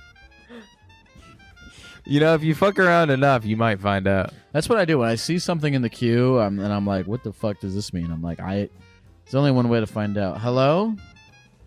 Hello. Hello. Is this Can you hear me? Jace? Yes, it is. Yeah, Hey, Jace, can how you everybody doing? hear Jace? Yes, Jace. Jace. What's going on, Jace?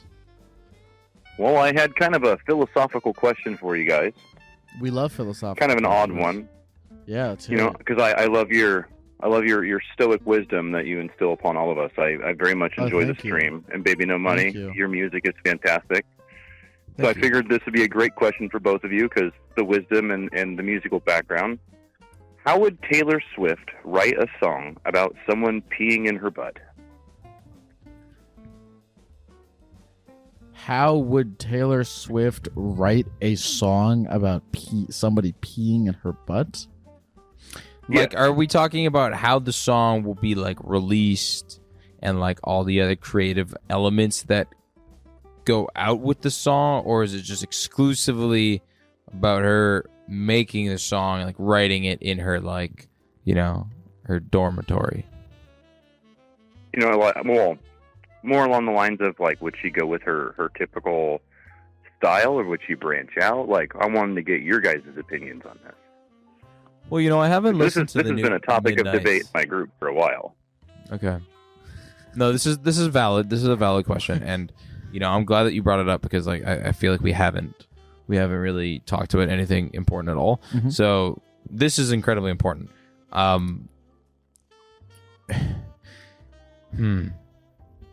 You might have stumped the Geckos. What can I? All right, so you and your group chat have been speaking for hours and hours, neglecting. Actually, for an hour and 31 minutes. You've been on hold with this question for an hour and 31 minutes. Okay, hold on. So you and your group chat have been neglecting your real life responsibilities to discuss this issue at length, and I would assume that after much discussion, you and your homies have come to some vague conclusion, and I want to know. You're asking us. I'm now asking you. How do you believe that Taylor Swift would write a song about peeing in her butt? Who's peeing in her for butt? some Is it reason, herself? Well, it'd be somebody else. I mean, I imagine it'd be physically possible to do it yourself, but I think that'd be a rather uncomfortable position. I think this would be But- like a happy core S song for around 175 to 190 BPM. Yeah, let's get some musical theory in here. You could have like a bunch of violin chords in the beginning, maybe a ton of moaning from her. She's got a really like deep voice, so like the moan would project really well into the microphone. Maybe you could actually record live sex, which she could record live. I don't know if this is a sexual act. I think this is just. This is more of like a comedy act, more like a skit. I don't know. This is a For skit. some reason, in my mind, the music that comes to my mind is something along the lines of like South Park style. Like Oh. You Yeah, sound like you don't need in us there. for this, honestly. Sounds You like kinda you've already you written and it. your group chat of friends have it unlocked. Well, no. Here's the thing: is this question has been running around for a few years now. Because every Why? now and then someone will just bring it up. It's a really good question. Well, we It's got stoned actually one like night. genuinely like this is the type of shit that you would get on like an SAT type question because like there is no right answer. That is the answer. The answer is she probably just wouldn't write it, but It's true. like Taylor Swift is a talent that everyone needs to reckon with, and like if she was put in a room and she was like the only way you're getting out is you have to write a song about someone peeing in your bum. She's gonna write that song, and she's gonna write the pee to the bum out of that song. So, do I know how she's gonna do it? No. If I knew, then I would be a better songwriter myself. I wonder how much money, like, there has to be a dollar amount that you could pay Taylor Swift to commission a song from her. How much do you think it would be? Probably over 100, at least like to several million to make a dollars. song with her. Yeah, to commission a work from her, it would probably be several $1 million. I don't know if she fully writes all her music, so I don't know how much money you have between you and the other folks in this group chat, but Yeah. maybe if you Definitely started not saving enough. up, if you use the 70-30 principle that we just learned about, yeah, the 70-30 will get you eventually you this could, answer, my friend. find the true answer to this question.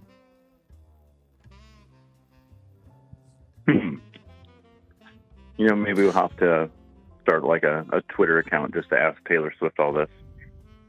If I'm you sure ask she'll her, respond. yeah, if you ask her every single day, she will respond. Jace, anything else that you wanted to run by me or Baby No Money or the people at the computer before we go? Now, I do have one more quick question. I used what's this up? question to break a Denny's one time. Is this question to break a Denny's? I'm not going to Yes. ask you what that means. What's the question? What food can you not eat with a spoon? Because I can't think of a single one.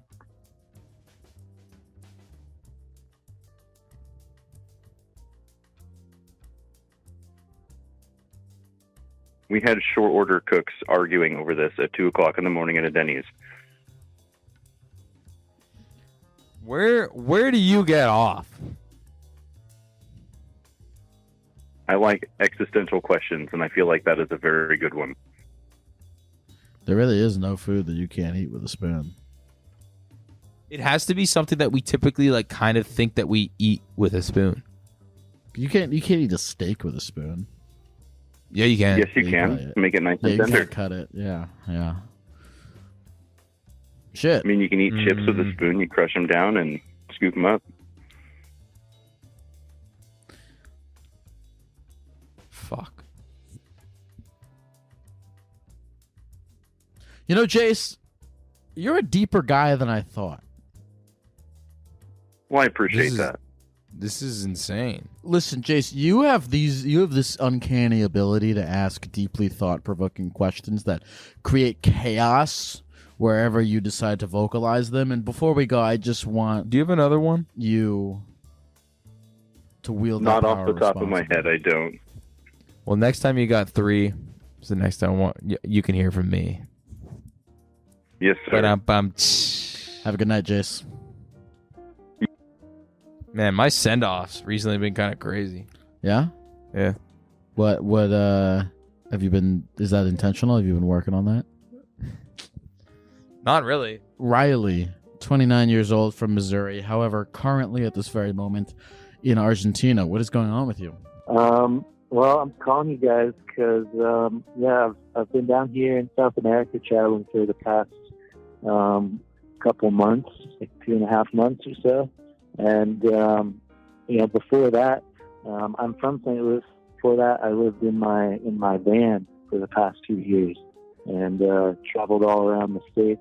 And, man, those were like the best 2 years of my life. I loved it. But I got a call a few days ago from my parents that my van was stolen out of the storage unit that it was at. So when I go back to the States here in a couple weeks, I'm going back to nothing because that van was like my whole life. It had like every possession that I owned inside of it. and I'm spending, like, I saved up my money last spring and summer to come down here, and was planning on spending most of my money down here. So I'm going back and going to have like no money and no vehicle, and I'm like just starting all over basically, and it's got me really bummed out. I'm sorry, man. Yeah, I'm sorry to hear that, man. What Yeah. What was it about this van that was so special to you? Oh man, this van was just perfect for me. It was a 1991 Chevy 220 with a high camper top on it. It was white with these thick blue stripes, and it was just like so me. Like it was so my personality, you know. And you know, it feels like, you know, living on the road and out of the van and like traveling around and working seasonally became like a large part of my identity, and it feels like, you know, that identity has been stolen from me too. And you know, it just feels like it was like my connection to freedom. You know, you guys are talking about fiscal responsibility earlier, and it was like the way that I could keep my expenses low, like not paying for rent and stuff, and I could, like, I had the freedom to take the jobs that I wanted to take because they didn't have to pay well. I just had to enjoy them, and if anybody gave me too much shit, I could just like find something else. And you know, now I'm going to be stuck at my parents' house for the foreseeable future, trying to work some job to make some money. And you know, like I am fortunate that I have that to fall back on, but it's just like a total shift from the way I was living before and the way that I like saw my life, you know? Yeah, man. And, you know, your feelings are very valid, and we're both sitting here and we're hearing you out. Do you have like photos and like video content of your van, you and your van, of like, you know, traveling the whole U.S.? Yeah, for sure. I have I have a lot of photos, and you know, I've been looking at those. I don't have a ton of videos really. But yeah, I have a lot of photos of all like the cool places I've been, and you know, there's a really great and yes, there's a really great community of people that live out of their vans and vehicles and stuff. Like I made so many friends with other people doing that, but they're not really in the Midwest in like St. Louis where I'll be living now. Like, so it kind of feels like I've lost like my community at the same time. How much? What was the value of this van? I bought it just about 2 years ago. In like 2 weeks, it would have been my like 2-year anniversary. I bought it for $8,500. But then it was worth a lot more than that to me. Okay. So you were mainly upset about the sentimental value of the van than any kind of financial loss on your end. Yeah, definitely. Like, you know, I could like get a decent paying job and, you know, within like a year or so probably make enough money to buy another one. But like, yeah, this van is just perfect. Like I had gotten it exactly the way I'd want it. Done a bunch of work on it. You know, had all of my like favorite art. Well, Riley, you know, the experiences that you had traveling across the country and being in this van, you know, your material possessions can be robbed from you at any given moment. But these experiences, you have these memories. You have photo content of this, so make sure it's like very present in your everyday life if you genuinely hold it super dear to your heart, which it sounds like you do. You know, it doesn't seem like necessarily you know, financially you are unable to recreate you know, a van similar, and you know, it seems like you're relatively young enough that you could partake again on another trip around the U.S. So. You ever see that comic of like there's this guy, he gets his bike stolen, and he's like, I'm sad that my bike is stolen, but at least now there's a guy out there who has my bike. I hope he's enjoying my bike. Yeah. How do you feel about? I mean, look, at the very there's this someone stole your van, and perhaps they stripped it for parts. Yeah. And made a financial gain from it. But maybe they're forming new memories in your van that they stole, and the tradition has continued on. But I'd be happy for that guy. No, there's definitely no maybe, man. Someone out there. It's definitely hard to feel happy, but if you can find it in yourself and you can be like, I am happy that someone else had gain from my happiness. It's true. Then the world will just spin at a better rate.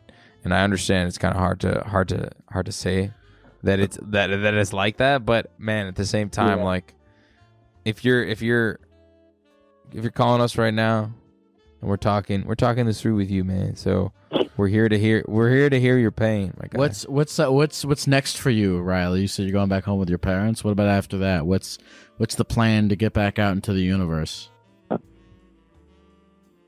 Yeah, I don't know. I might just try and get a part-time, like a seasonal job in the winter and make just enough to move out to Portland, maybe.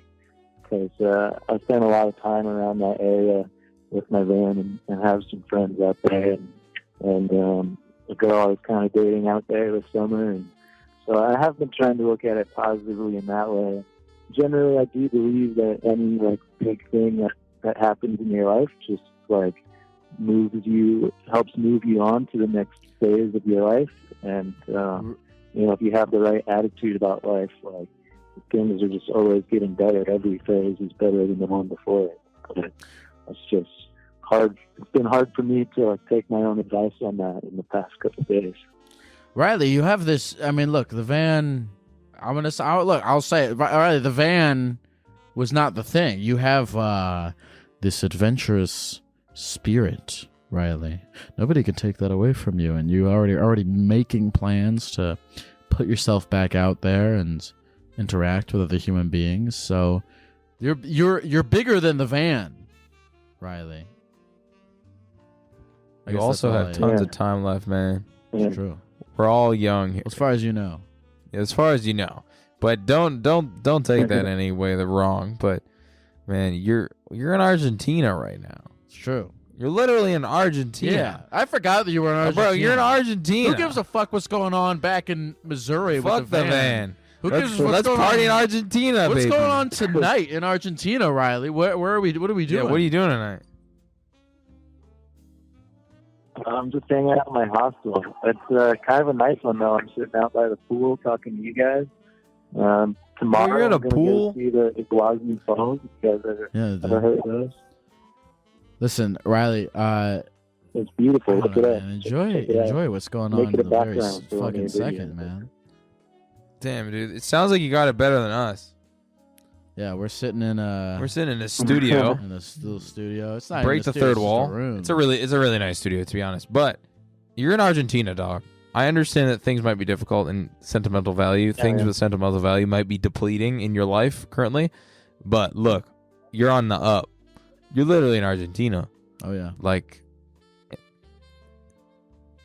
And you just got gecked. Yeah, that's definitely a good way to look at it. Riley, is there anything? You should totally do Buenos Aires for your international tour.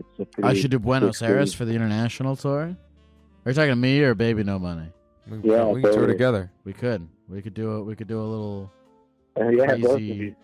Buenos Aires. It's cool that you did. It's cool that you did. I'm on a tangent, but it's cool you did Southeast Asia, man. That's how I feel. Is like if I go to Buenos Aires and I do a show and 2 people show up and I spend the whole thing talking to them, I'll have a fucking blast. Yeah, it's way doper in smaller or markets that aren't like your primaries. It's just like way less stress. It's like If I go to have Buenos fun. Aires, will you come, Riley, or are you gonna be busy in Portland?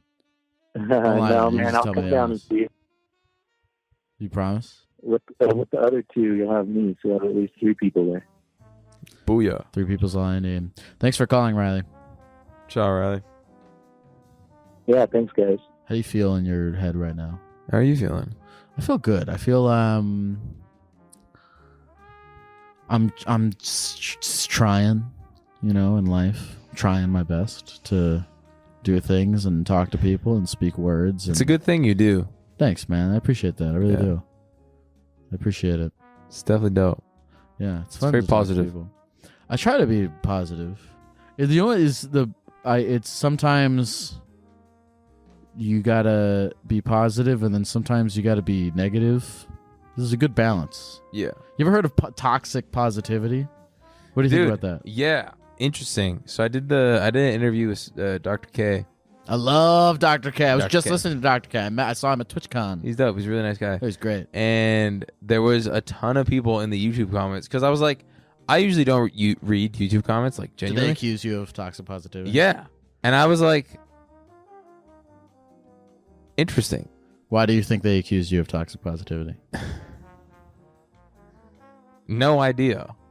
I'm like a relatively positive person. I try to keep my head on my shoulders, like positive. What do you think is the difference between positivity and toxic positivity? Like, at what point does positivity become toxic in your? Well, opinion? it's just like when you're too open about being positive. When you're just like, all right, look at the positives, look at this, and it's like Sure. sometimes you want to just like dwell on the negatives. Sure.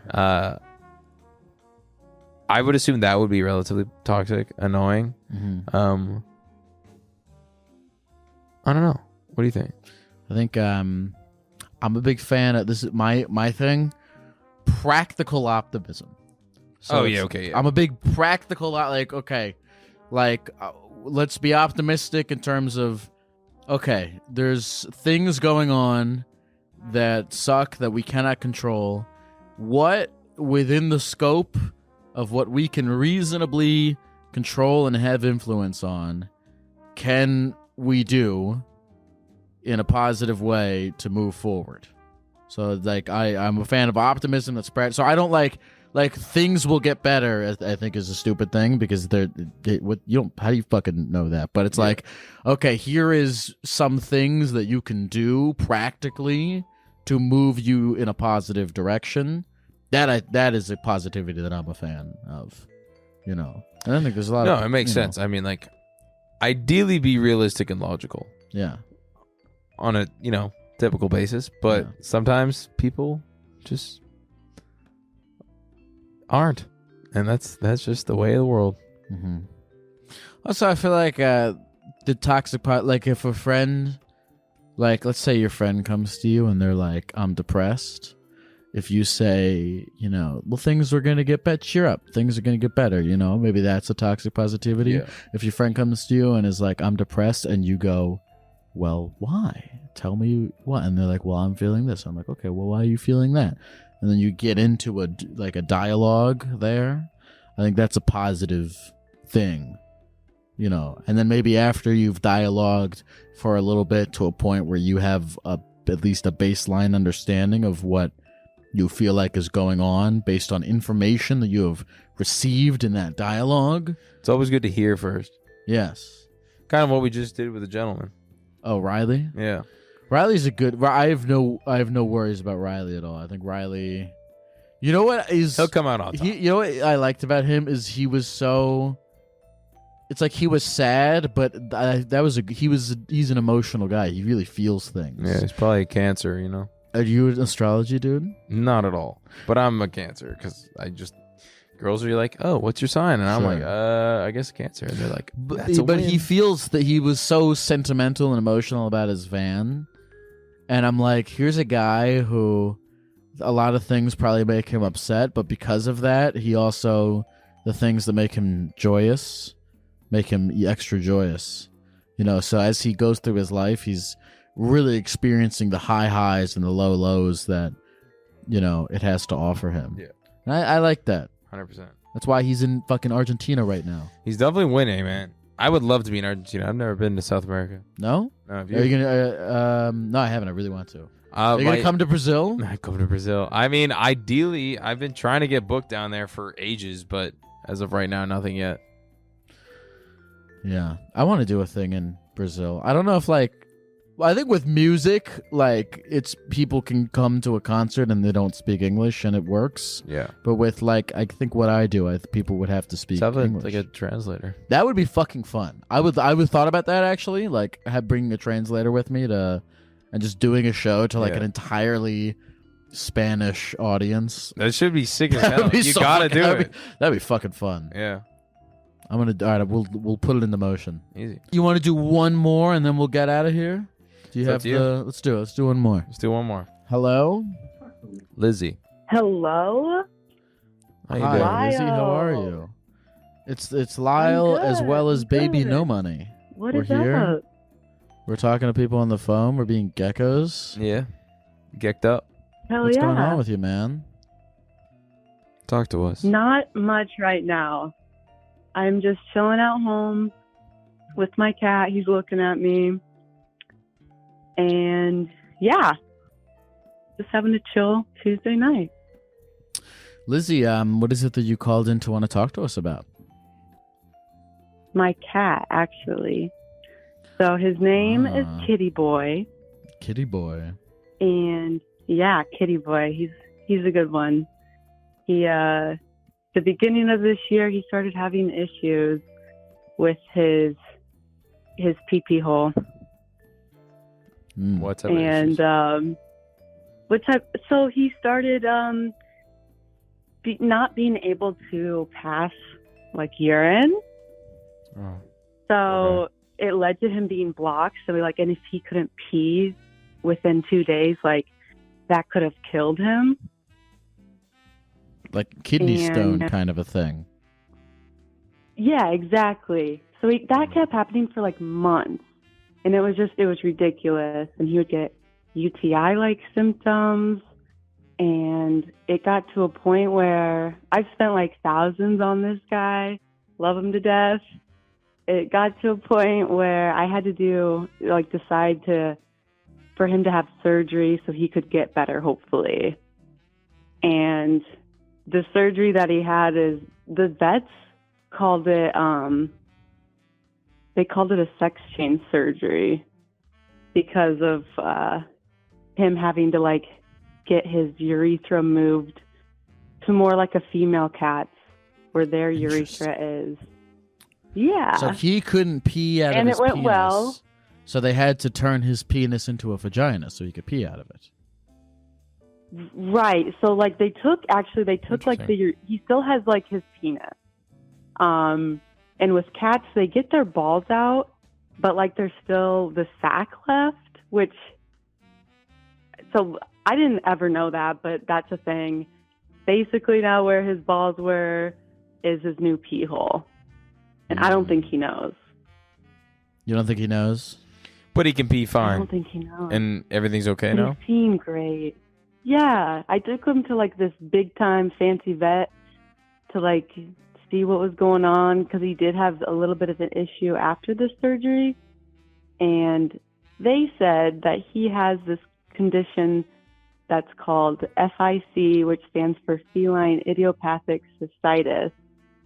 Basically, it just means this happens to cats, and we have no clue why. How much And cat it's stuff do caused they by teach you about stress. in kinesiology school? I don't know anything about cats, to be honest. I just know that I'm allergic to them.